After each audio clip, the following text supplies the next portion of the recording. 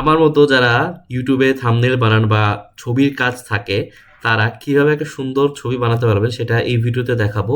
তো ধরেন প্রথমে হচ্ছে ক্যানভাতে আমি একটা বেসিক স্ট্রাকচার দাঁড় করাইছি। হ্যাঁ, তো আমি হচ্ছে আপনাদেরকে যদি দেখাই, এখানে আমি জাস্ট একটা ছবি আপলোড দিব যেটা আমার অলরেডি আছে। তো আমি হচ্ছে এই একটা ছবি আমি হচ্ছে ক্যানভা দিয়ে বানাইছি, বাট এই ছবিটা অতটা বেটার না। মানে এখানে জাস্ট হচ্ছে আমি যাই নাই, দেখতে পাচ্ছেন আই গেস যে এখানে কিন্তু লেখাটা এখনো অত প্রফেশনাল হয়নি, আর হচ্ছে কিছু কিছু বিষয় মিসিং আছে। তো এই বিষয়টাকে আমরা এখন আরেকটু বেটার করার চেষ্টা করব, এই ছবিটাকে আমরা সুন্দর করার চেষ্টা করব।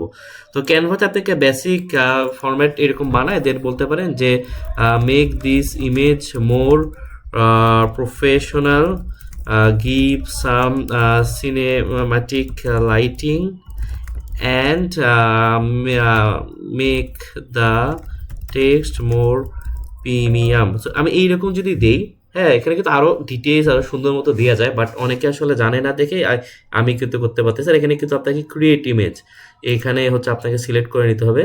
তারপর যদি দেখেন কিছু ইমেজেস আমি যতটুকু জানি ফ্রি, সো আপনারা ফ্রি অ্যাকাউন্ট থেকে আপনারা কিন্তু প্রো দিয়ে কয়েকটা ছবি বানাতে পারবে। তো এই সময় কিন্তু সে চিন্তা করে, এই আমাকে আপনি কিন্তু দেখতে পাচ্ছেন যে এখানে কিন্তু প্রো লেখা, এই জায়গাটায় প্রো লেখা।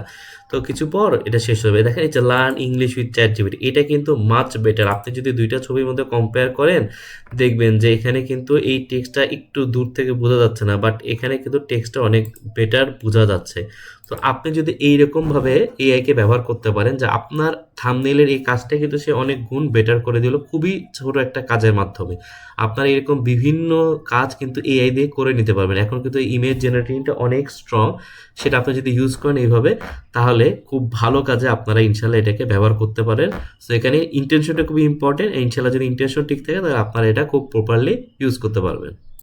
এখানে ভিডিওটা শেষ করার আগে যদি এইটুকু দেখেনি যে এইটাকে যদি আর কি এক্সটেন্ড করতে চান, ফর এক্সাম্পল আমি বললাম যে আই লাইক রেডিশ ব্যাকগ্রাউন্ড, এরকম কিছু, I don't like this background, give a reddish vibe and also make the lighting better।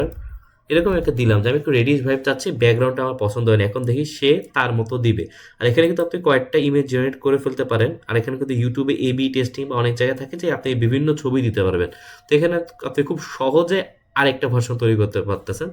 তো এগিয়ে দেখতে পাচ্ছেন যে এখানে সে একটু সময় নেবে, তো আপনি এখানে ওয়েট করে সে কিন্তু আপনাকে সুন্দর মতো ছবিটা জেনারেট করে দেবে। এখানে প্রম্পট আপনি কি দিচ্ছেন এটা খুবই ইম্পর্টেন্ট।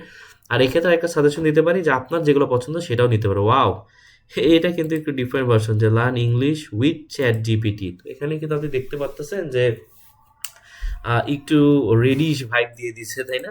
তো জাস্ট আপনি যদি আপনার ভেরিয়েশন মতো ইউজ করতে পারেন প্রপারলি, তাহলে কিন্তু আপনি খুবই সুন্দর মতো আউটপুট জেনারেট করতে পারবেন।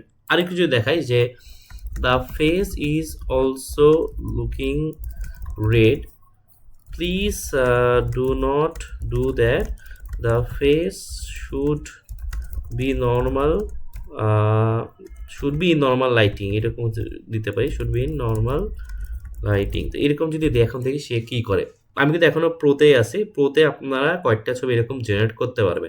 আর এটা কিন্তু আমার কাছে খুবই হেল্পফুল মনে হয়। যেমন আমি এইটারই একটা ভার্সন এটা বানিয়ে ফেললাম, এখানে রেড বলে সে আরেকটা ডিফারেন্ট ভার্সন করে দিল। আর আমি কিন্তু ২-৩টা ভার্সনের মধ্যে আমি আমার বেস্ট যেটা পছন্দ সেটা দিতে পারি। এই যে এটা কিন্তু আগের চেয়ে মাচ বেটার, যেখানে learn English with ChatGPT, আর এখানে কিন্তু সেই ভার্সনটা আর নাই। দেখতে পাচ্ছেন যে এখানে আপনার যে ফেসটা একটু রেড রেড ছিল এটা একটু ব্রাইটার হয়ে গেছে, তো সেটা কিন্তু এখানে লাগতেছে। তো এইরকমভাবে আপনারা কিন্তু আপনাদের থাম্বনেইল হোক বা ডিফারেন্ট কাজ হোক আপনারা কিন্তু বানায় নিতে পারবেন with the help of AI.